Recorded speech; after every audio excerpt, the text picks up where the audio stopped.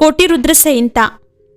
भगवान शिव को संतुष्ट करने वाले व्रतों का वर्णन, शिवरात्रि व्रत की विधि एवं महिमा का कथन। तदनंतर ऋषियों के पूछने पर सूत जी ने शिव जी की आराधना के द्वारा उत्तम एवं मनोवांछित फल प्राप्त करने वाले बहुत से महान स्त्री पुरुषों के नाम बताए। इसके बाद ऋषियों ने फिर पूछा, व्यास शिष्य, किस व्रत से संतुष्ट होकर भगवान शिव उत्तम सुख प्रदान करते हैं, जिस व्रत के अनुष्ठान से भक्तजनों को भोग और मोक्ष की प्राप्ति हो सके, उसका आप विशेष रूप से वर्णन कीजिए। सूत जी ने कहा, महर्षियों, तुमने जो कुछ पूछा है वही बात किसी समय ब्रह्मा, विष्णु तथा पार्वती जी ने भगवान शिव से पूछी थी। इसके उत्तर में शिव जी ने जो कुछ कहा वह मैं तुम लोगों को बता रहा हूँ। भगवान शिव बोले, मेरे बहुत से व्रत है जो भोग और मोक्ष प्रदान करने वाले हैं। उनमें मुख्य 10 व्रत है जिन्हें जाबाल श्रुति के विद्वान 10 शैव व्रत कहते हैं। द्विजों को सदा यत्नपूर्वक इन व्रतों का पालन करना चाहिए। हरे प्रत्येक अष्टमी को केवल रात में ही भोजन करे, विशेषतः कृष्ण पक्ष की अष्टमी को भोजन का सर्वथा त्याग कर दे। शुक्ल पक्ष की एकादशी को भी भोजन छोड़ दे, किंतु कृष्ण पक्ष की एकादशी को रात में मेरा पूजन करने के पश्चात भोजन किया जा सकता है। शुक्ल पक्ष की त्रयोदशी को तो रात में भोजन करना चाहिए, परंतु कृष्ण पक्ष की चतुर्दशी को शिवव्रतधारी पुरुषों के लिए भोजन का सर्वथा निषेध है। दोनों पक्षों में प्रत्येक सोमवार को प्रयत्न पूर्वक केवल रात में ही भोजन करना चाहिए। शिव के व्रत में तत्पर रहने वाले लोगों के लिए यह अनिवार्य नियम है। इन सभी व्रतों में व्रत की पूर्ति के लिए अपनी शक्ति के अनुसार शिव भक्त ब्राह्मणों को भोजन कराना चाहिए। द्विजों को इन सब व्रतों का नियम पूर्वक पालन करना चाहिए। जो द्विज इनका त्याग करते हैं वे चोर होते हैं। मुक्ति मार्ग में प्रवीण पुरुषों को मोक्ष की प्राप्ति कराने वाले 4 व्रतों का नियम पूर्वक पालन करना चाहिए। वे 4 व्रत इस प्रकार है: भगवान शिव की पूजा, रुद्र मंत्रों का जप, शिव मंदिरों में उपवास तथा काशी में मरण, ये मोक्ष के सनातन मार्ग है। सोमवार की अष्टमी और कृष्ण पक्ष की चतुर्दशी, इन 2 तिथियों को उपवास पूर्वक व्रत रखा जाए तो वह भगवान शिव को संतुष्ट करने वाला होता है। इसमें अन्यथा विचार करने की आवश्यकता नहीं है। हरे, इन चारों में भी शिवरात्रि का व्रत ही सबसे अधिक बलवान है। इसलिए भोग और मोक्ष रूपी फल की इच्छा रखने वाले लोगों को मुख्यतः उसी का पालन करना चाहिए। इस व्रत को छोड़कर दूसरा कोई मनुष्यों के लिए हितकारक व्रत नहीं है। यह व्रत सबके लिए धर्म का उत्तम साधन है। निष्काम अथवा सकाम भाव रखने वाले सभी मनुष्यों, वर्णों, आश्रमों, स्त्रियों, बालकों, दासों, दासियों तथा देवता आदि सभी देहधारियों के लिए यह श्रेष्ठ व्रत हितकारक बताया गया है। माघ मास के कृष्ण पक्ष में शिवरात्रि तिथि का विशेष महात्मा बताया गया है। जिस दिन आधी रात के समय तक वह तिथि विद्यमान हो, उसी दिन उसे व्रत के लिए ग्रहण करना चाहिए। शिवरात्रि करोड़ों हत्याओं के पाप का नाश करने वाली है। केशव, उस दिन सवेरे से लेकर जो कार्य करना आवश्यक है उसे प्रसन्नता पूर्वक तुम्हें बता रहा हूँ।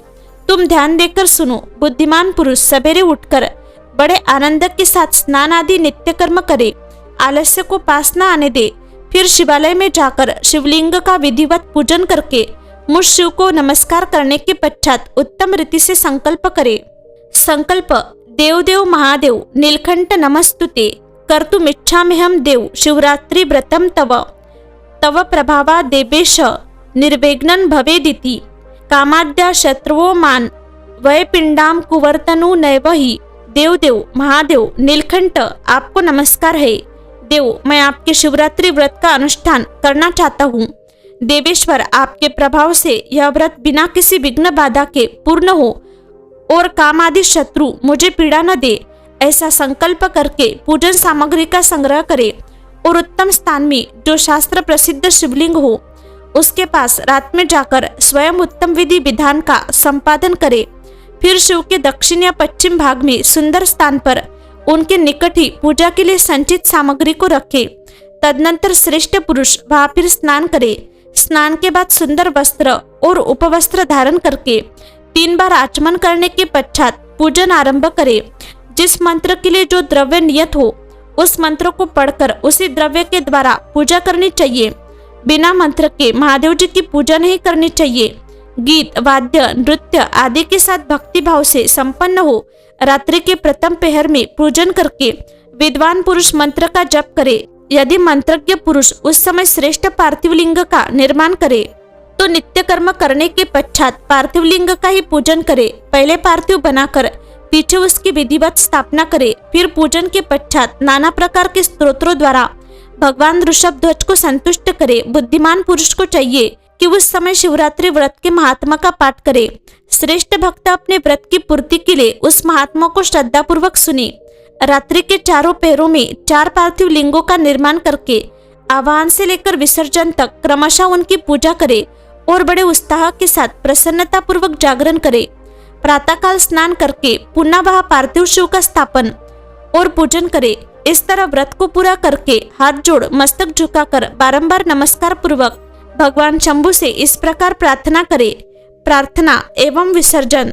नियमो यो महादेव कृतच्छैव त्वदाज्ञया विसृज्यते मया स्वामिन् व्रतं जातं नुत्तमं व्रतनानेन देवेश यथाशक्ति कृतेन च संतुष्टो भव सर्वाद्य कृपाम करु ममोपरि।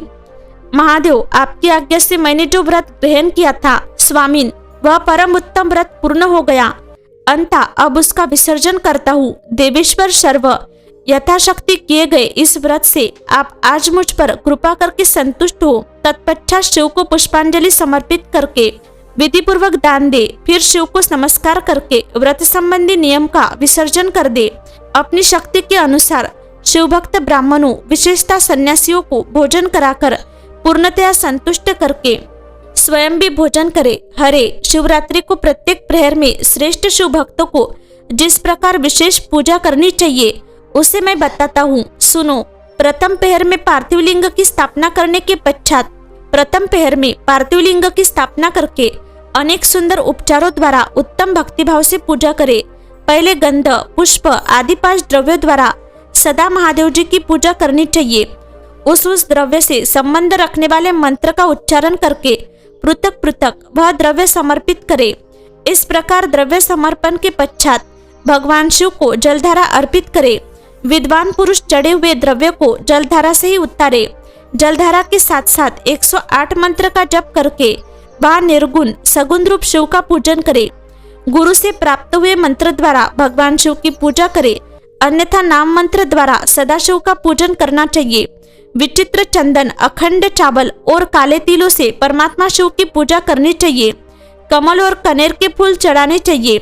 8 नाम मंत्रों द्वारा शंकर जी को पुष्प समर्पित करे। वे 8 नाम इस प्रकार है: भव, शर्व, रुद्र, पशुपति, उग्र, महान, भीम और ईशान। इनके आरंभ में श्री और अंत में चतुर्थी विभक्ति जोड़कर श्री भवाय नमः इत्यादि नामों द्वारा शिव का पूजन करे। पुष्प समर्पण के पश्चात धूप, दीप और नैवेद्य निवेदन करे। पहले प्रहर में विद्वान पुरुष नैवेद्य के लिए पकवान बना ले, फिर श्रीफल युक्त विशेषार्घ देकर तांबूल समर्पित करे। तदनंतर नमस्कार और ध्यान करके गुरु के दिए हुए मंत्र का जप करे। गुरुदत्त मंत्र न हो तो पंचाक्षर नमः शिवाय मंत्र के जप से भगवान शंकर को संतुष्ट करे। धेनु मुद्रा दिखाकर उत्तम जल से तर्पण करे। पश्चात अपनी शक्ति के अनुसार 5 ब्राह्मणों को भोजन कराने का संकल्प करे। फिर जब तक पहला प्रहर पूरा न हो जाए तब तक महान उत्सव करता रहे। दूसरा प्रहर आरंभ होने पर पुनः पूजन के लिए संकल्प करे, अथवा एक ही समय चारों प्रहरों के लिए संकल्प करके पहले प्रहर की भांति पूजा करता रहे। पहले पूर्वोक्त द्रव्यों से पूजन करके फिर जलधारा समर्पित करे। प्रथम प्रहर की अपेक्षा दुगने मंत्रों का जप करके शिव की पूजा करे। पूर्वोक्त तिल, जौ तथा कमल पुष्पों से शिव की अर्चना करे। विशेषतः बिल्व पत्रों से परमेश्वर शिव का पूजन करना चाहिए। दूसरे प्रहर में बिजोरा नींबू के साथ अर्घ देकर खीर का नैवेद्य निवेदन करे। जनार्दन, इसमें पहले की अपेक्षा मंत्रों की दुगनी आवृत्ति करनी चाहिए। फिर ब्राह्मणों को भोजन कराने का संकल्प करे। शेष सब बातें पहले की ही भांति तब तक करता रहे जब तक दूसरा प्रहर पूरा न हो जाए। तीसरे प्रहर के आने पर पूजन तो पहले के समान ही करे, किंतु जौ के स्थान में गेहूं का उपयोग करे और आग के फूल चढ़ाए। उसके बाद नाना प्रकार के धूप एवं दीप देकर पोए का नैवेद्य भोग लगाए। उसके साथ भांति भांति के शाक भी अर्पित करे। इस प्रकार पूजन करके कपूर से आरती उतारे। अनार के फल के साथ अर्घ दे और दूसरे प्रहर की अपेक्षा दुगना मंत्र जप करे। तदनंतर दक्षिणा सहित ब्राह्मण भोजन का संकल्प करे और तीसरे प्रहर के पूरे होने तक पूर्ववत उत्सव करता रहे। चौथा प्रहर आने पर तीसरे प्रहर की पूजा का विसर्जन कर दे। पुनः आवाहन आदि करके विधिवत पूजा करे। उड़द, कंगनी, मूंग, सप्तधान्य, शंख पुष्प तथा बिल्व पत्रों से परमेश्वर शंकर का पूजन करे। उस प्रहर में भांति भांति की मिठाइयों का नैवेद्य लगाए अथवा उड़द के बड़े आदि बनाकर उनके द्वारा सदाशिव को संतुष्ट करे। केले के फल के साथ अथवा अन्य विविध फलों के साथ शिव को अर्घ्य दे। तीसरे प्रहर की अपेक्षा दूना मंत्र जप करे और यथाशक्ति ब्राह्मण भोजन का संकल्प करे। गीत, वाद्य तथा नृत्य से शिव की आराधना पूर्वक समय बिताए। भक्तजनों को तब तक महान उत्सव करते रहना चाहिए जब तक अरुणोदय न हो जाए। अरुणोदय होने पर पुनः स्नान करके भांति भांति के पूजनोपचारों और उपहारों द्वारा शिव की अर्चना करे। तत्पश्चात अपना अभिषेक कराए, नाना प्रकार के दान दे और प्रहर की संख्या के अनुसार ब्राह्मणों तथा सन्यासियों को अनेक प्रकार के भोज्य पदार्थों का भोजन कराए। फिर शंकर को नमस्कार करके पुष्पांजलि दे और बुद्धिमान पुरुष उत्तम स्तुति करके निम्नलिखित मंत्रों से प्रार्थना करे। स्तावक स्वगत प्राणस्व चिंतो हम सदा मृडम कृपानिधि इति ज्ञात्वा यथा योग्यम तथा कुरु अज्ञानादि वा ज्ञानाज्ज पूजादिकं मया कृपानिधित्वा ज्ञानत्तैवं भूतनाथ प्रसिद्ध मे अनन्योपवासेन यज्जातं फलमेवच्च तनैव प्रियताम देवा शंकरा सुखदायका कुले मम महादेव भजनं तेस्तु सर्वदा माभूतस्य कुले जन्म यत्र त्वं नहीं देवता सुखदायक कृपा निधान शिव। मैं आपका हूँ, मेरे प्राण आप में ही लगे हैं और मेरा चित्त सदा आपका ही चिंतन करता है। यह जानकर आप जैसा उचित समझे वैसा करे। भूतनाथ, मैंने जानकर या अनजाने में जो जप और पूजन आदि किया है उसे समझकर दयासागर होने के नाते ही आप मुझ पर प्रसन्न हो। उस उपवास व्रत से जो फल हुआ हो उसी से सुखदायक भगवान शंकर मुझ पर प्रसन्न हो। महादेव, मेरे कुल में सदा आपका भजन होता रहे। जहाँ के आप इष्ट देवता न हो उस कुल में मेरा कभी जन्म न हो। इस प्रकार प्रार्थना करने के पश्चात भगवान शिव को पुष्पांजलि समर्पित करके ब्राह्मणों से तिलक और आशीर्वाद ग्रहण करे। तदनंतर शंभु का विसर्जन करे। जिसने इस प्रकार व्रत किया हो उससे मैं दूर नहीं रहता। इस व्रत के फल का वर्णन नहीं किया जा सकता। मेरे पास ऐसी कोई वस्तु नहीं है जिसे शिवरात्रि व्रत करने वालों के लिए मैं दे न डालूं। जिसके द्वारा अनायास ही इस व्रत का पालन हो गया उसके लिए भी अवश्य ही मुक्ति का बीज बो दिया गया। मनुष्य को प्रतिमास भक्ति पूर्वक शिवरात्रि व्रत करना चाहिए। तत्पश्चात इसका उद्यापन करके मनुष्य सांगोपांग फल लाभ करता है। इस व्रत का पालन करने में मैं शिव निश्चय ही उपासक के समस्त दुखों का नाश कर देता हूँ और उसे भोग मोक्ष आदि संपूर्ण मनोवांछित फल प्रदान करता हूँ। सूत जी कहते हैं, महर्षियों, भगवान शिव का यह अत्यंत हितकारक और अद्भुत वचन सुनकर श्री विष्णु अपने धाम को लौट आए।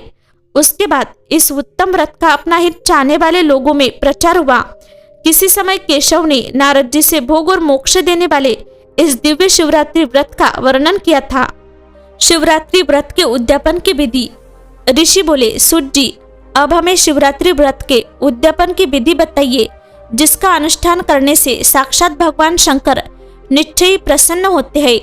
सूत जी ने कहा, ऋषियों, तुम लोग भक्ति भाव से आदर पूर्वक शिवरात्रि के उद्यापन की विधि सुनो, जिसका अनुष्ठान करने से वह व्रत अवश्य ही पूर्ण फल देने वाला होता है।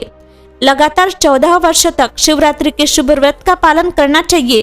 त्रयोदशी को एक समय भोजन करके चतुर्दशी को पूरा उपवास करना चाहिए।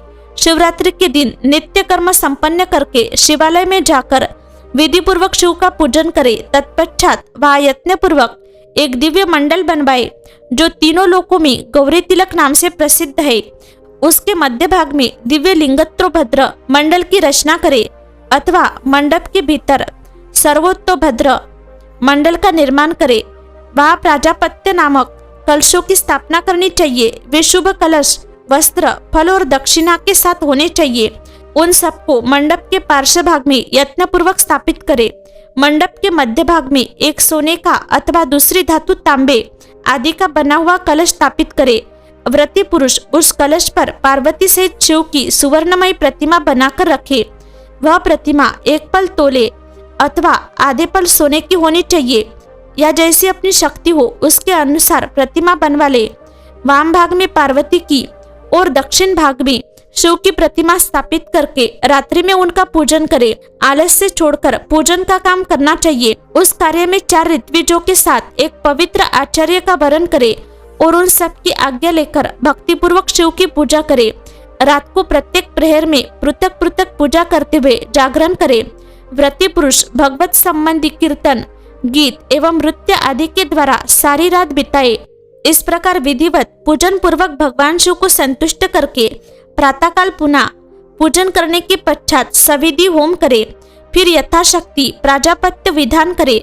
फिर ब्राह्मणों को भक्ति पूर्वक भोजन कराए और यथाशक्ति दान दे। इसके बाद वस्त्र, अलंकार तथा आभूषणों द्वारा पत्नी सहित ऋत्विजों को अलंकृत करके उन्हें विधि पूर्वक पृथक पृथक दान दे। फिर आवश्यक सामग्रियों से युक्त बछड़े सहित गौ का आचार्य को यह कहकर विधि पूर्वक दान दे कि इस दान से भगवान शिव मुझ पर प्रसन्न हो। तत्पश्चात कलश सहित उस मूर्ति को वस्त्र के साथ ऋषभ की पीठ पर रखकर संपूर्ण अलंकारों सहित उसे आचार्य को अर्पित कर दे। इसके बाद हाथ जोड़ मस्तक झुका बड़े प्रेम से गदगद वाणी में महाप्रभु महेश्वर देव से प्रार्थना करे। प्रार्थना: देव देव महादेव शरणागत वत्सल व्रतेनानंद देवेश कृपान कुरु ममोपरि मया भक्तनुसारेण व्रतमेतत् कृतं शिवम न्यूनं संपूर्णतान यातु प्रसादात्तौ शंकरा अज्ञानाद्यति वा ज्ञानाज पूजादिकं मया कृतं तदस्तु कृपया सफलम तव शंकरा। देव देव महादेव शरणागत वत्सल देवेश्वर, इस व्रत से संतुष्ट हो आप मेरे ऊपर कृपा कीजिए। शिव शंकर, मैंने भक्ति भाव से इस व्रत का पालन किया है। इसमें जो कमी रह गई हो वह आपके प्रसाद से पूरी हो जाए। शंकर, मैंने अनजाने में या जानबूझकर जो जप पूजन आदि किया है वह आपकी कृपा से सफल हो। इस प्रकार परमात्मा शिव को पुष्पांजलि अर्पण करके फिर नमस्कार एवं प्रार्थना करे। जिसने इस प्रकार व्रत पूरा कर लिया उसके उस व्रत में कोई न्यूनता नहीं रहती, उससे वह मनोवांछित सिद्धि प्राप्त कर लेता है, इसमें संशय नहीं है। अनजाने में शिवरात्रि व्रत करने से एक भील पर भगवान शंकर की अद्भुत कृपा। ऋषियों ने पूछा, सूत जी, पूर्व काल में किसने इस उत्तम शिवरात्रि व्रत का पालन किया था और अनजाने में भी इस व्रत का पालन करके किसने कौन सा फल प्राप्त किया था? सूत जी ने कहा, ऋषियों, तुम सब लोग सुनो, मैं इस विषय में एक निषाद का प्राचीन इतिहास सुनाता हूँ जो सब पापों का नाश करने वाला है। पहले की बात है, किसी वन में एक भील रहता था जिसका नाम था गुरुद्रुह। उसका कुटुंब बड़ा था तथा वह बलवान और क्रूर स्वभाव का होने के साथ ही क्रूरतापूर्ण कर्मों में तत्पर रहता था। वह प्रतिदिन वन में जाकर मृगों को मारता और वहीं रहकर नाना प्रकार की चोरियां करता था। उसने बचपन से ही कभी कोई शुभ कर्म नहीं किया था। इस प्रकार वन में रहते हुए उस दुरात्मा भील का बहुत समय बीत गया। तदनंतर एक दिन बड़ी सुंदर एवं शुभकारक शिवरात्रि आई, किंतु वह दुरात्मा घने जंगल में निवास करने वाला था, इसलिए उस व्रत को नहीं जानता था। उसी दिन उस भील के माता पिता और पत्नी ने भूख से पीड़ित होकर उससे याचना की कि वनेचर, हमें खाने को दो। उनके इस प्रकार याचना करने पर वह तुरंत धनुष लेकर चल दिया और मृगों के शिकार के लिए सारे वन में घूमने लगा। दैवयोग से उसे उस दिन कुछ भी नहीं मिला और सूर्य अस्त हो गया। इससे उसको बड़ा दुख हुआ और वह सोचने लगा, अब मैं क्या करूं, कहाँ जाऊं? आज तो कुछ नहीं मिला। घर में जो बच्चे हैं उनका तथा माता पिता का क्या होगा? मेरी जो पत्नी है उसकी भी क्या दशा होगी? अंततः मुझे कुछ लेकर ही घर जाना चाहिए, अन्यथा नहीं। ऐसा सोचकर वह व्याध एक जलाशय के समीप पहुंचा और जहां पानी में उतरने का घाट था वहां जाकर खड़ा हो गया। वह मन ही मन यह विचार करता था कि यहाँ कोई ना कोई जीव पानी पीने के लिए अवश्य आएगा। उसी को मारकर कृत्य हो उसे साथ लेकर प्रसन्नता पूर्वक घर को जाऊंगा।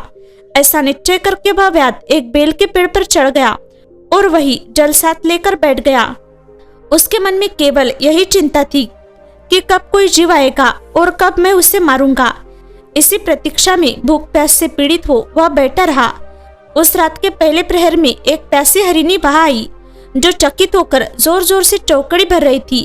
ब्राह्मणों उस मृगों को देखकर व्याध को बड़ा हर्ष हुआ और उसने तुरंत ही उसके वध के लिए अपने धनुष पर एक बाण का संधान किया।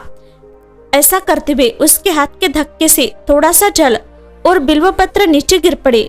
उस पेड़ के नीचे शिवलिंग था। उक्त जल और बिल्वपत्र से शिव की प्रथम प्रहर की पूजा संपन्न हो गई। उस पूजा के महात्मा से उस व्याध का बहुत सा पातक तत्काल नष्ट हो गया। वहां होने वाली खड़खड़ाहट की आवाज को सुनकर हरिणी ने भय से ऊपर की ओर देखा। व्याध को देखते ही वह व्याकुल हो गई और बोली। मृगी ने कहा, व्याध तुम क्या करना चाहते हो? मेरे सामने सच सच बताओ। हरिणी की वह बात सुनकर व्याध ने कहा, आज मेरे कुटुंब के लोग भूखे हैं, अंततः तुमको मारकर उनकी भूख मिटाऊंगा, उन्हें तृप्त करूंगा। व्याध का वह दारुण वचन सुनकर तथा जिसे रोकना कठिन था, उस दुष्ट भील को बाण ताने देखकर मृगी सोचने लगी कि अब मैं क्या करूं, कहाँ जाऊं? अच्छा कोई उपाय रचती हूँ। ऐसा विचार कर उसने वह इस प्रकार कहा। मृगी बोली, भील मेरे मांस से तुमको सुख होगा। इस अनर्थकारी शरीर के लिए इससे अधिक महान पुण्य का कार्य और क्या हो सकता है? उपकार करने वाले प्राणी को इस लोक में जो पुण्य प्राप्त होता है उसका 100 वर्षों में भी वर्णन नहीं किया जा सकता। परंतु इस समय मेरे सब बच्चे मेरे आश्रम में ही है। मैं उन्हें अपनी बहन को अथवा स्वामी को सौंप कर लौट आऊंगी। वनेचर तुम मेरी इस बात को मिथ्या न समझो। मैं फिर तुम्हारे पास लौट आऊंगी, इसमें संशय नहीं है। सत्य से ही धरती टिकी हुई है, सत्य से ही समुद्र अपनी मर्यादा में स्थित है और सत्य से ही निर्झरों से जल की धाराएं गिरती रहती है। सत्य में ही सब कुछ स्थित है।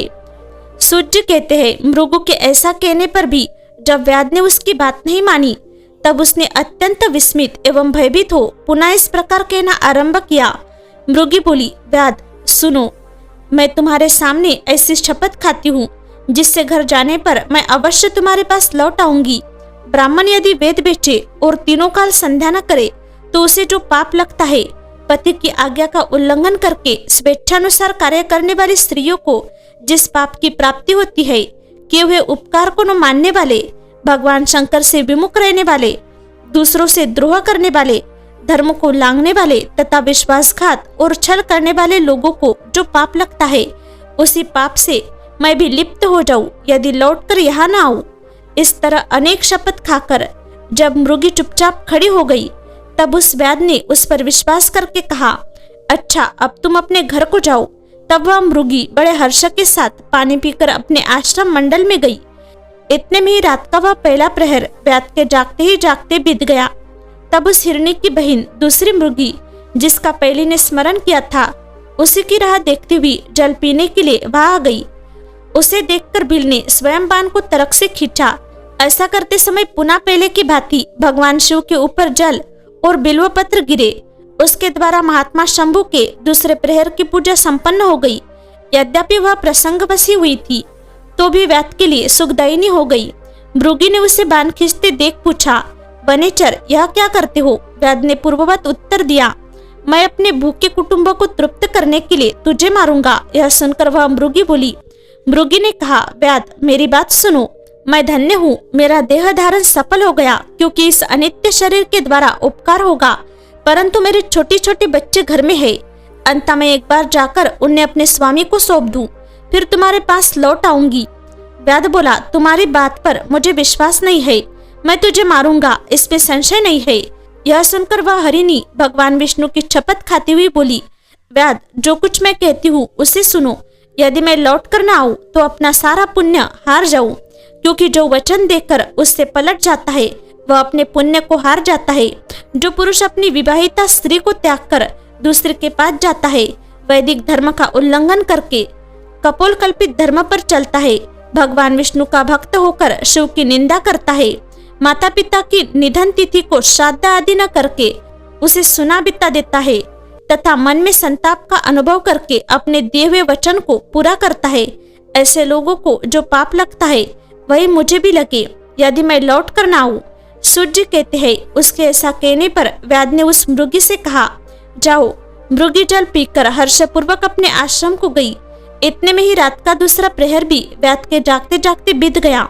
इस समय तीसरा प्रहर आरंभ हो जाने पर मृगी के लौटने में बहुत विलंब हुआ जान चकित हो व्याध उसकी खोज करने लगा। इतने में ही उसने जल के मार्ग में एक हिरन को देखा। वह बड़ा हष्टपुष्ट था। उसे देखकर वनेचर को बड़ा हर्ष हुआ और वह धनुष पर बांध रखकर उसे मार डालने को उद्यत हुआ। ऐसा करते समय उसके प्रारब्धवश कुछ जल और बिल्व पत्र शिवलिंग पर गिरे। उससे उसके सौभाग्य से भगवान शिव की तीसरे प्रहर की पूजा संपन्न हो गई। इस तरह भगवान ने उस पर अपनी दया दिखाई। पत्तों के गिरने आदि का शब्द सुनकर उस मृग ने व्याध की ओर देखा और पूछा, क्या करते हो?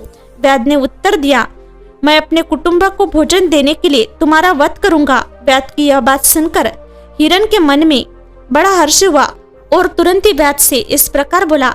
हिरन ने कहा, मैं धन्य हूँ, मेरा हष्ट पृष्ठ होना सफल हो गया, क्योंकि मेरे शरीर से आप लोगों की तृप्ति होगी। जिसका शरीर परोपकार के काम में नहीं आता उसका सब कुछ व्यर्थ चला गया। जो सामर्थ्य रहते हुए भी किसी का उपकार नहीं करता है उसकी वह सामर्थ्य व्यर्थ चली जाती है तथा वह परलोक में नरकगामी होता है। परंतु एक बार मुझे जाने दो, मैं अपने बालकों को उनकी माता के हाथ में सौंपकर और उन सबको धीरज बंधाकर यहाँ लौट आऊंगा। उसके ऐसा कहने पर व्याध मन ही मन बड़ा विस्मित हुआ।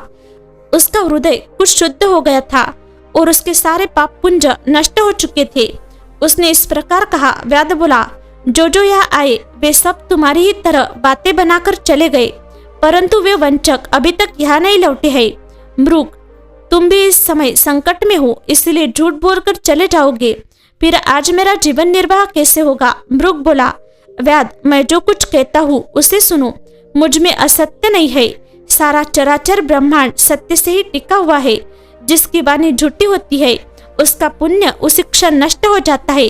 तथापि भील, तुम मेरी सच्ची प्रतिज्ञा सुनो। संध्या काल में मैथुन तथा शिवरात्रि के दिन भोजन करने से जो पाप लगता है, झूठी गवाही देने, धरोहर को हड़प लेने तथा संध्या न करने से बीच को जो पाप होता है वही पाप मुझे भी लगे यदि मैं लौट कर न आऊं।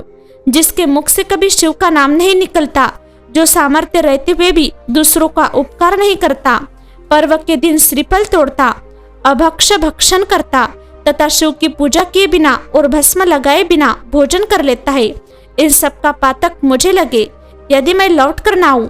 सूर्य जी कहते हैं। उसकी बात सुनकर व्याध ने कहा, जाओ शीघ्र लौटना। व्याध के ऐसा कहने पर मृग पानी पीकर चला गया। वे सब अपने आश्रम पर मिले।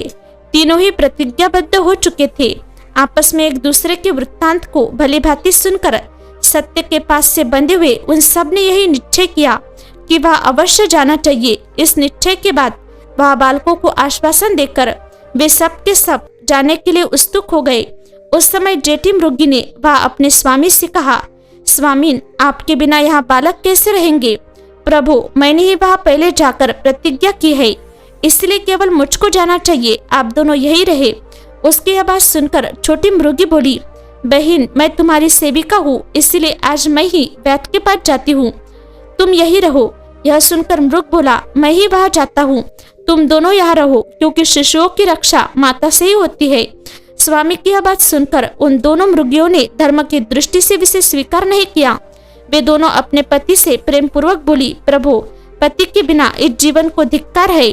तब उन सब ने अपने बच्चों को सांत्वना देकर उन्हें पड़ोसियों के हाथ में सौंप दिया और स्वयं शीघ्र ही उस स्थान को प्रस्थान किया जहाँ वह व्याध शिरोमणि उनकी प्रतीक्षा में बैठा था। उन्हें जाते देख उनके वे सब बच्चे भी पीछे पीछे चले आए। उन्होंने यह निश्चय कर लिया था कि इन माता पिता की जो गति होगी वही हमारी भी हो। उन सबको एक साथ आया देख व्याध को बड़ा हर्ष हुआ। उसने धनुष पर बांध रखा। उस समय पुनः जल और बिल्व पत्र शिव के ऊपर गिरे। उससे शिव की चौथे प्रहर की शुभ पूजा भी संपन्न हो गई। उस समय व्याध का सारा पाप तत्काल भस्म हो गया। इतने में ही दोनों मृगिया और मृग बोल उठे, व्याध शिरोमणि, शीघ्र कृपा करके हमारे शरीर को सार्थक करो। उनकी यह बात सुनकर व्याध को बड़ा विस्मय हुआ। शिव पूजा के प्रभाव से उसको दुर्लभ ज्ञान प्राप्त हो गया। उसने सोचा, ये मृग ज्ञानहीन पशु होने पर भी धन्य है, सर्वथा आदरणीय है, क्योंकि अपने शरीर से ही परोपकार में लगे हुए है। मैंने इस समय मनुष्य जन्म पाकर भी किस पुरुषार्थ का साधन किया? दूसरे के शरीर को पीड़ा देकर अपने शरीर को पोसा है। प्रतिदिन अनेक प्रकार के पाप करके अपने कुटुंब का पालन किया है। हाय, ऐसे पाप करके मेरी क्या गति होगी? अथवा मैं किस गति को प्राप्त होऊंगा। मैंने जन्म से लेकर अब तक जो पातक किया है उसका इस समय मुझे स्मरण हो रहा है। मेरे जीवन को धिक्कार है, धिक्कार है। इस प्रकार ज्ञान संपन्न होकर व्याध ने अपने बाण को रोक लिया और कहा, श्रेष्ठ मृगो, तुम जाओ, तुम्हारा जीवन धन्य है। व्याध के ऐसा कहने पर भगवान शंकर तत्काल प्रसन्न हो गए और उन्होंने व्याध को अपने सम्मानित एवं पूजित स्वरूप का दर्शन कराया तथा कृपा पूर्वक उसके शरीर का स्पर्श करके उससे प्रेम से कहा, भील, मैं तुम्हारे व्रत से प्रसन्न हूँ, वर मांगो। व्याध भी भगवान शिव के उस रूप को देखकर तत्काल जीवन मुक्त हो गया और मैंने सब कुछ पा लिया, यो कहता हुआ उनके चरणों में आगे गिर पड़ा। उसके इस भाव को देखकर भगवान शिव भी मन ही मन बड़े प्रसन्न हुए और उसे गुहा नाम देकर कृपा दृष्टि से देखते हुए उन्होंने उसे दिव्य वर दिए। शिव बोले, व्याध सुनो, आज से तुम श्रृंगवेरपुर में उत्तम राजधानी का आश्रय ले दिव्य भोगों का उपभोग करो। तुम्हारे वंश की वृद्धि निर्विघ्न रूप से होती रहेगी। देवता भी तुम्हारी प्रशंसा करेंगे। व्याध, मेरे भक्तों पर स्नेह रखने वाले भगवान श्री राम एक दिन निश्चय ही तुम्हारे घर पधारेंगे और तुम्हारे साथ मित्रता करेंगे। तुम मेरी सेवा में मन लगाकर दुर्लभ मोक्ष पाओगे। इसी समय वे सब मृग भगवान शंकर का दर्शन और प्रणाम करके मृग योनि से मुक्त हो गए तथा दिव्य देहधारी हो विमान पर बैठकर शिव के दर्शन मात्र से शाप मुक्त हो दिव्य धाम को चले गए। तब से अर्बुद पर्वत पर भगवान शिव व्याधेश्वर नाम से प्रसिद्ध हुए, जो दर्शन और पूजन करने पर तत्काल भोग और मोक्ष प्रदान करने वाले हैं। महर्षियों, वह व्याध भी उस दिन से दिव्य भोगों का उपभोग करता हुआ अपनी राजधानी में रहने लगा। उसने भगवान श्री राम की कृपा पाकर शिव का सायुज्य प्राप्त कर लिया। अनजाने में ही इस व्रत का अनुष्ठान करने से उसको सायुज्य मोक्ष मिल गया। फिर जो भक्ति भाव से संपन्न होकर इस व्रत को करते हैं वे शिव का शुभ सायुज्य प्राप्त कर लेते हैं। इसके लिए तो कहना ही क्या है। संपूर्ण शास्त्रों तथा अनेक प्रकार के धर्मों के विषय में भली भांति विचार करके इस शिवरात्रि व्रत को सबसे उत्तम बताया गया है। इस श्लोक में जो नाना प्रकार के व्रत, विविध तीर्थ, भांति भांति के विचित्र दान, अनेक प्रकार के यज्ञ, तरह तरह के तप तथा बहुत से जप है, वे सब इस शिवरात्रि व्रत की समानता नहीं कर सकते। इसलिए अपना हित चाहने वाले मनुष्य को इस शुभतर व्रत का अवश्य पालन करना चाहिए। यह शिवरात्रि व्रत दिव्य है, इससे सदा भोग और मोक्ष की प्राप्ति होती है। महर्षियों, यह शुभ शिवरात्रि व्रत राजा के नाम से विख्यात है। इसके विषय में सब बातें मैंने तुम्हें बता दी। अब और क्या सुनना चाहते हो? मुक्ति और भक्ति के स्वरूप का विवेचन। ऋषियों ने पूछा, सूत जी, आपने बारंबार मुक्ति का नाम लिया है, यह मुक्ति मिलने पर क्या होता है? मुक्ति में जीव की कैसी अवस्था होती है, यह हमें बताइए। सूत जी ने कहा, महर्षियों सुनो, मैं तुमसे संसार क्लेश का निवारण तथा परमानंद का दान करने वाली मुक्ति का स्वरूप बताता हूँ। मुक्ति 4 प्रकार की कही गई है, सारूप्या, सालोक्या, सानिध्या तथा चौथी सायुज्या। इस शिवरात्रि व्रत से सब प्रकार की मुक्ति सुलभ हो जाती है। जो ज्ञान रूप अविनाशी, साक्षी, ज्ञान गम्य और द्वैत रहित साक्षात शिव है, वे ही यह कैवल्य मोक्ष के तथा धर्म, अर्थ और काम रूप त्रिवर्ग के भी दाता है। कैवल्य नामक जो 5वीं मुक्ति है वह मनुष्यों के लिए अत्यंत दुर्लभ है। मुनिवरों, मैं उसका लक्षण बताता हूँ, सुनो। जिनसे यह समस्त जगत उत्पन्न होता है, जिनके द्वारा इसका पालन होता है तथा अनंत गोत्वा यह जिनमें लीन होता है, वे ही शिव है। जिससे यह संपूर्ण जगत व्याप्त है, वही शिव का रूप है। मुनीश्वरों, वेदों में शिव के 2 रूप बताए गए हैं, सकल और निष्कल। शिव तत्व सत्य, ज्ञान, अनंत एवं सच्चिदानंद नाम से प्रसिद्ध है। निर्गुण, उपाधि रहित, अविनाशी, शुद्ध एवं निरंजन, निर्मल है। वह न लाल है न पीला, न सफेद है न नीला, न छोटा है न बड़ा और न मोटा है न महीन। जहाँ से मन सहित वाणी उसे न पाकर लौट आती है, वह पर ब्रह्म परमात्मा ही शिव कहलाता है। जैसे आकाश सर्वत्र व्यापक है, उसी प्रकार यह शिव तत्व भी सर्वव्यापी है। यह माया से परे, संपूर्ण द्वंद्व से रहित तथा मस्तरता शून्य परमात्मा है। यह शिव ज्ञान का उदय होने से निश्चय उसकी प्राप्ति होती है। अथवा द्विजो, सूक्ष्म बुद्धि के द्वारा शिव का ही भजन ध्यान करने से सत्पुरुषों को शिव पद की प्राप्ति होती है। संसार में ज्ञान की प्राप्ति अत्यंत कठिन है, परंतु भगवान का भजन अत्यंत सुकर माना गया है। इसलिए संत शिरोमणि पुरुष मुक्ति के लिए भी शिव का भजन ही करते हैं। ज्ञान स्वरूप मोक्षदाता परमात्मा शिव भजन के ही अधीन है। भक्ति से ही बहुत से पुरुष सिद्धि लाभ करके प्रसन्नता पूर्वक परम मोक्ष पा गए हैं। भगवान शंभु की भक्ति ज्ञान की जननी मानी गई है, जो सदा भोग और मोक्ष देने वाली है। वह साधु पुरुषों के कृपा प्रसाद से सुलभ होती है। उत्तम प्रेम का अंकुर ही उसका लक्षण है। द्विजो, वह भक्ति भी सगुण और निर्गुण के भेद से दो प्रकार की जाननी चाहिए। फिर वैधि और स्वभाव की ये दो भेद और होते हैं। इनमें वैधिक की अपेक्षा स्वाभाविक की श्रेष्ठी मानी गई है। इनके सिवा नैष्टिकी और अनैष्टिकी के भेद से भक्ति के दो प्रकार और बताए गए हैं। नैष्टिकी भक्ति 6 प्रकार की जाननी चाहिए और अनैष्टिकी एक ही प्रकार की। फिर विहिता और अविहिता के भेद से विद्वानों ने उसके अनेक प्रकार माने हैं। उनके बहुत से भेद होने के कारण यह विस्तृत वर्णन नहीं किया जा रहा है। उन दोनों प्रकार की भक्तियों के श्रवण आदि भेद से 9 अंग जानने चाहिए। भगवान की कृपा के बिना इन भक्तियों का संपादन होना कठिन है और उनकी कृपा से सुगमता पूर्वक इनका साधन होता है। द्विजो, भक्ति और ज्ञान को शंभु ने एक दूसरे से भिन्न नहीं बताया है, इसलिए उनमें भेद नहीं करना चाहिए। ज्ञान और भक्ति दोनों के ही साधक को सदा सुख मिलता है। ब्राह्मणों, जो भक्ति का विरोधी है उसे ज्ञान की प्राप्ति नहीं होती। भगवान शिव की भक्ति करने वालों को ही शीघ्रता पूर्वक ज्ञान प्राप्त होता है। अंता मुनीश्वरों, महेश्वर की भक्ति का साधन करना आवश्यक है, उसी से सबकी सिद्धि होगी, इसमें संशय नहीं है। महर्षियों, तुमने जो कुछ पूछा था उसी का मैंने वर्णन किया है। इस प्रसंग को सुनकर मनुष्य सब पापों से निसंदेह मुक्त हो जाता है। शिव, विष्णु, रुद्र और ब्रह्मा के स्वरूप का विवेचन। ऋषियों ने पूछा, शिव कौन है, विष्णु कौन है, रुद्र कौन है और ब्रह्मा कौन है? इन सब में निर्गुण कौन है? हमारे इस संदेह का आप निवारण कीजिए। सूत जी ने कहा, महर्षियों, वेद और वेदांत के विद्वान ऐसा मानते हैं कि निर्गुण परमात्मा से सर्वप्रथम जो सगुण रूप प्रकट हुआ उसी का नाम शिव है। शिव से पुरुष सहित प्रकृति उत्पन्न हुई। उन दोनों ने मूल स्थान में स्थित जल के भीतर तप किया। वह स्थान पंचक्रोशी काशी के नाम से विख्यात है, जो भगवान शिव को अत्यंत प्रिय है। यह जल संपूर्ण विश्व में व्याप्त था। उस जल का आश्रय ले योग माया से युक्त श्रीहरि भास हुए। नार अर्थात जल को अयन निवास स्थान बनाने के कारण फिर नारायण नाम से प्रसिद्ध हुए और प्रकृति नारायणी कहलाई। नारायण के नाभि कमल से जिनकी उत्पत्ति हुई वे ब्रह्मा कहलाते हैं। ब्रह्मा ने तपस्या करके जिनका साक्षात्कार किया उन्हें विष्णु कहा गया है। ब्रह्मा और विष्णु के विवाद को शांत करने के लिए निर्गुण शिव ने जो रूप प्रकट किया उसका नाम महादेव है। उन्होंने कहा, मैं शंभु ब्रह्मा जी के ललाट से प्रकट होऊंगा। इस कथन के अनुसार समस्त लोकों पर अनुग्रह करने के लिए जो ब्रह्मा जी के ललाट से प्रकट हुए उनका नाम रुद्र हुआ। इस प्रकार रूप रहित परमात्मा सबके चिंतन का विषय बनने के लिए साकार रूप में प्रकट हुए। वे ही साक्षात भक्तवत्सल शिव है। तीनों गुणों से भिन्न शिव में तथा गुणों के धाम रुद्र में उसी तरह वास्तविक भेद नहीं है जैसे सुवर्ण और उसके आभूषण में नहीं है। दोनों के रूप और कर्म समान है।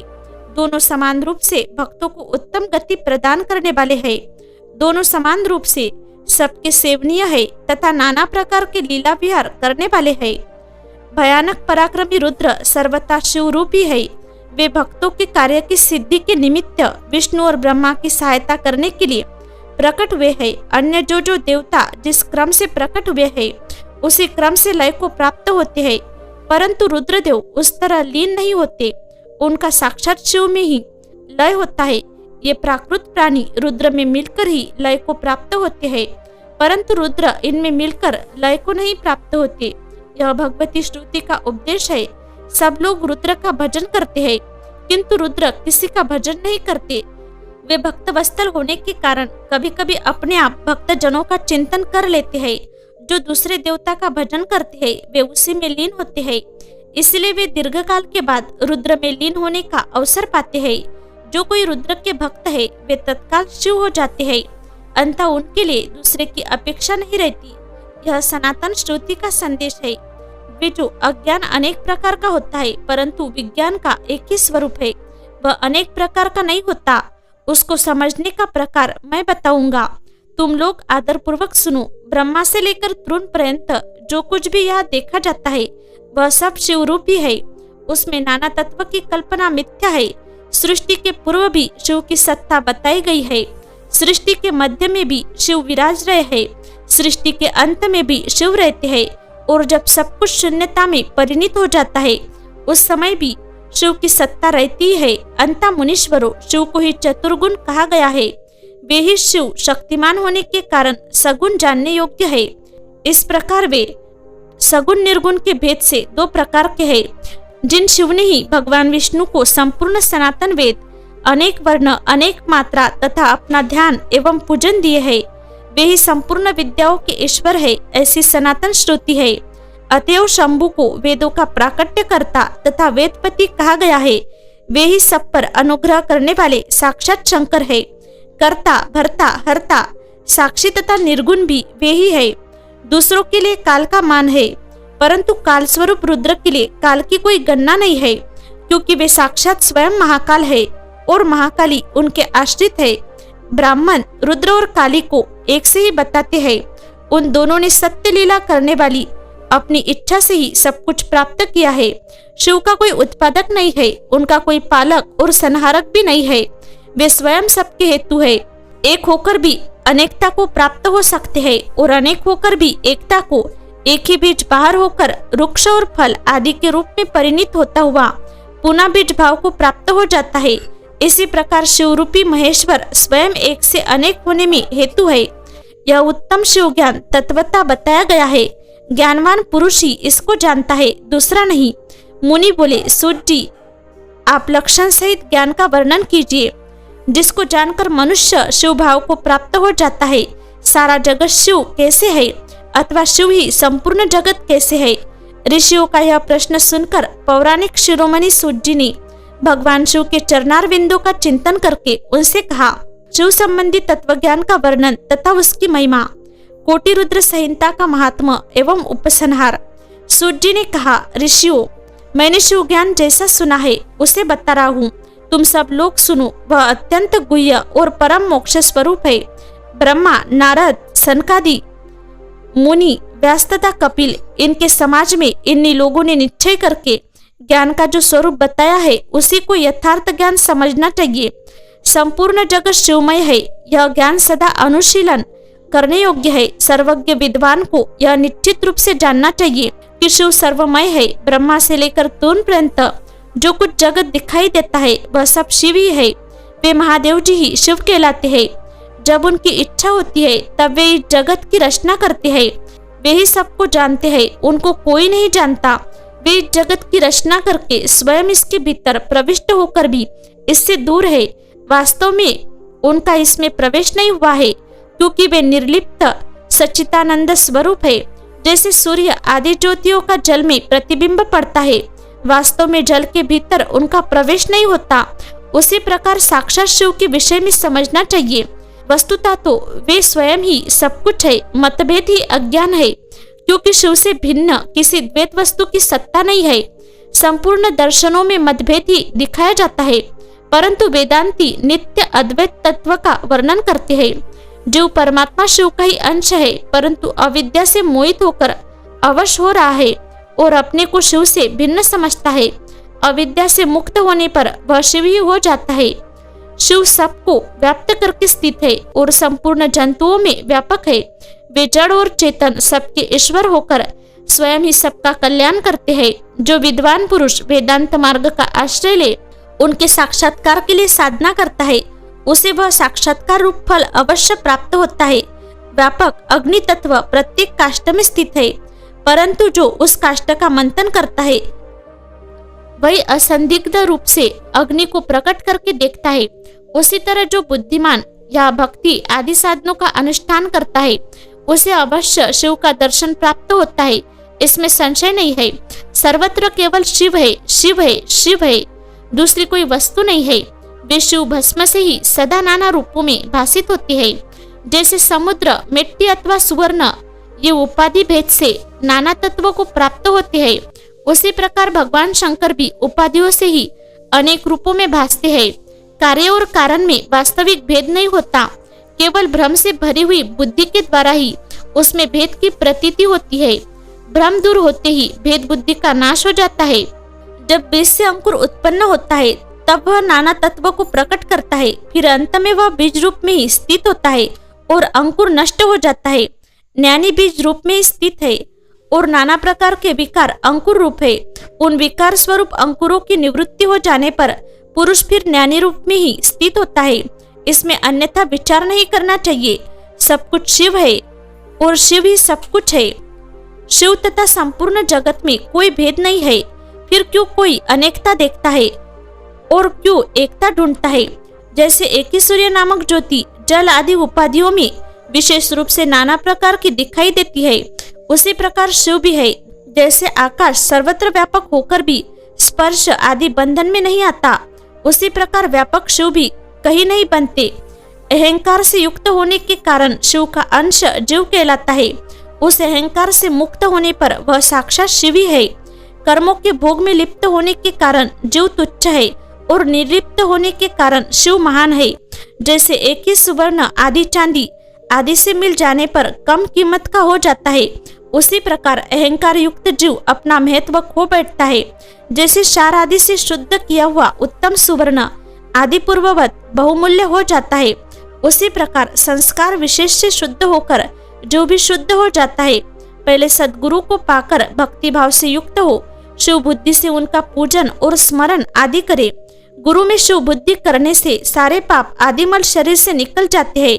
उस समय अज्ञान नष्ट हो जाता है और मनुष्य ज्ञानवान हो जाता है। उस अवस्था में अहंकार मुक्त निर्मल बुद्धि वाला जीव भगवान शंकर के प्रसाद से पुनः शिव रूप हो जाता है। जैसे दर्पण में अपना रूप दिखाई देता है, उसी तरह उसे सर्वत्र शंभु का साक्षात्कार होने लगता है। वही जीवन मुक्त कहलाता है। शरीर गिर जाने पर वह जीवन मुक्त ज्ञानी शिव में मिल जाता है। शरीर प्रारब्ध के अधीन है। जो उस देह के अभिमान से रहित है उसे ज्ञानी माना गया है। जो शुभ वस्तु को पाकर हर्ष से खिल नहीं उठता, अशुभ को पाकर क्रोध या शोक नहीं करता तथा सुख दुख आदि सभी द्वंद्वों में समभाव रखता है, वह ज्ञानवान कहलाता है। आत्मचिंतन से तथा तत्वों के विवेक से ऐसा प्रयत्न करे कि शरीर से अपनी पृथकता का बोध हो जाए। मुक्ति की इच्छा रखने वाला पुरुष शरीर एवं उसके अभिमान को त्याग कर अहंकार शून्य एवं मुक्त हो सदा शिव में विलीन हो जाता है। अध्यात्म चिंतन एवं भगवान शिव की भक्ति ये ज्ञान के मूल कारण है। भक्ति से साधन विषयक प्रेम की उपलब्धि बताई गई है। प्रेम से श्रवण होता है, श्रवण से सत्संग प्राप्त होता है और सत्संग से ज्ञानी गुरु की उपलब्धि होती है। गुरु की कृपा से ज्ञान प्राप्त हो जाने पर मनुष्य निश्चय ही मुक्त हो जाता है। इसलिए जो समझदार है उसे सदा शंभु का ही भजन करना चाहिए। जो अनन्य भक्ति से युक्त होकर शंभु का भजन करता है उसे अंत में अवश्य ही मोक्ष प्राप्त हो जाता है। अंत मुक्ति की प्राप्ति के लिए भगवान शंकर से बढ़कर दूसरा कोई देवता नहीं है। उनकी शरण लेकर जो संसार बंधन से छूट जाता है। ब्राह्मणों, इस प्रकार वहां पधारे हुए ऋषियों ने परस्पर निश्चय करके जो यह ज्ञान की बात बताई है इसे अपनी बुद्धि के द्वारा प्रयत्न पूर्वक धारण करना चाहिए। मुनीश्वरों, तुमने जो कुछ पूछा था वह सब मैंने तुम्हें बता दिया। इसे तुम्हें प्रयत्न पूर्वक गुप्त रखना चाहिए। बताओ अब और क्या सुनना चाहते हो? ऋषि बोले, व्यास शिष्य, आपको नमस्कार है। आप धन्य है, शिव भक्तों में श्रेष्ठ है। आपने हमें शिव तत्व संबंधी परम उत्तम ज्ञान का श्रवण कराया है। आपकी कृपा से हमारे मन की भ्रांति मिट गई। हम आपसे मोक्षदायक शिव तत्व का ज्ञान पाकर बहुत संतुष्ट हुए हैं।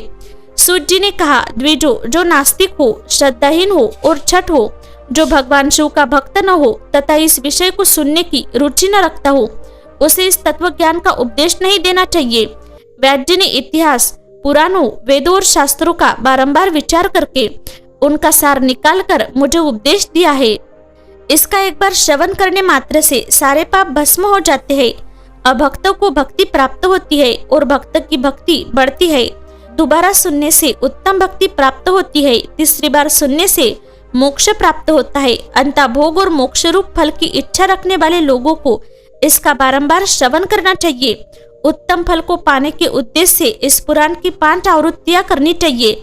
ऐसा करने पर मनुष्य उसे अवश्य पाता है, इसमें संदेह नहीं है। क्योंकि यह व्यास जी का वचन है। जिसने इस उत्तम पुराण को सुना है उसे कुछ भी दुर्लभ नहीं है। यह शिव विज्ञान भगवान शंकर को अत्यंत प्रिय है।